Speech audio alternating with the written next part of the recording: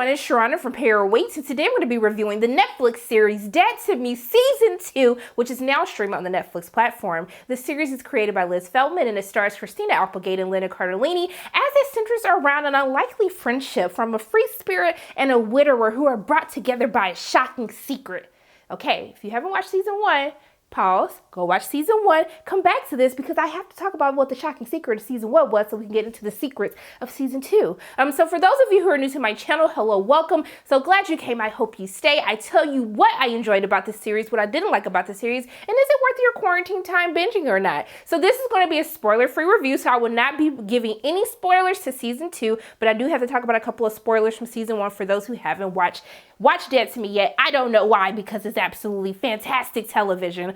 But yes, so going into what I enjoyed about this new season of Dead to Me, and I would have to say, at the end of Season 1, I was just like, you know what, guys? This is great television right here. I don't really see what you can do with the Season 2, and when it got renewed, I was just like, I don't know if this is necessary. I was a little weary about it, but I have to say, I'm okay to admit that when I was wrong, because I really had a great time binging this season. First and foremost, one of the things that I love about Dead to Me, it really centers around this friendship between Jen and Judy, and the chemistry between Linda Cardellini and Christina Applegate is just absolutely magnificent. Even though you know that each of these women have issues that they probably need to sort out amongst themselves, you want to always root for their friendship. Even when you find out that Raggedy Judy and her raggedy man Steve, even though Steve was fine and he can get it, but in the end, he got it because he got killed at the end of Season 1.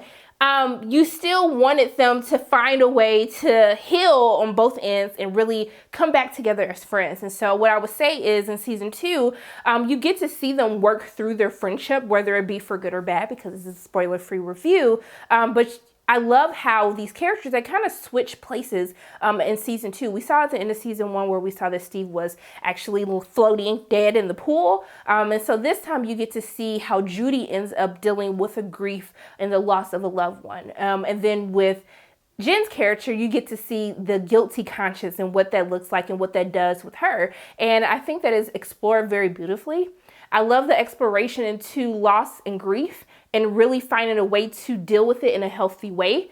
Most importantly with Jen's character, maybe going through some like hidden walls as to why you can't properly deal with grief in the first place. I really like how they explore that with her character, but also with Judy, this exploration of self-love and this journey that she's on trying to deal with the loss of, you know, someone that she loves who was very problematic and very destructive for her at the same time.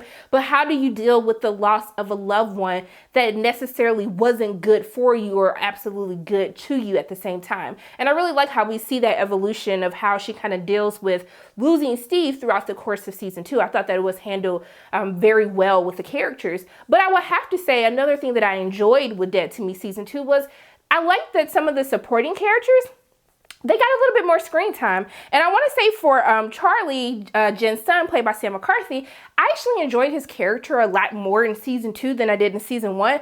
To me, tad hint of annoying just how his character was written, not how it was acted. But I thought that he did a really great job of, you know, being older and trying to insert himself into kind of grown folks' business, because he can tell that there are things that are happening behind the scenes that are not right, and he sees that his mother is actually going through stuff. And so I like how they wrote his character for Season 2.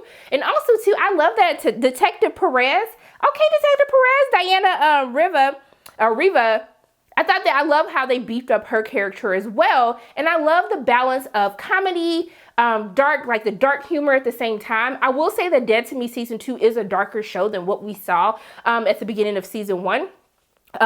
Just given the circumstances of everything that happens and what they have to do to try to cover up their secrets.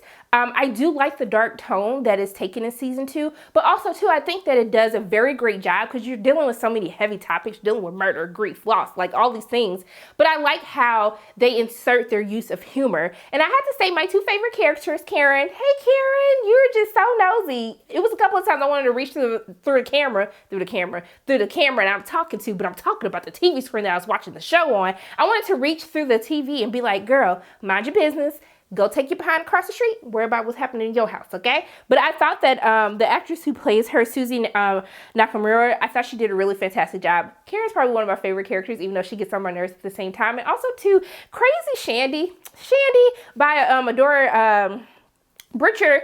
That kid just needs some help, but I have to say it, she is funny. She's so awkward and so dark that she's funny and scary at the same time.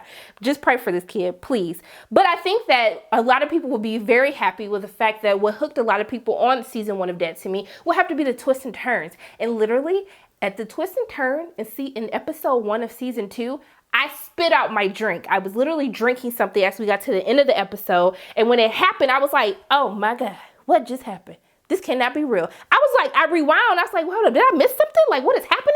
And I think that it does a very great job of still keeping your attention. I binged this entire series literally like at night. I'm a grandma. I go to bed early. I stayed up the entire night to watch all 10 episodes of this season. I had such a fantastic time watching it. The secrets, the lies. I'm sorry, that was Atlanta Housewives. I'm sorry, that was a little callback I just had. I couldn't help it.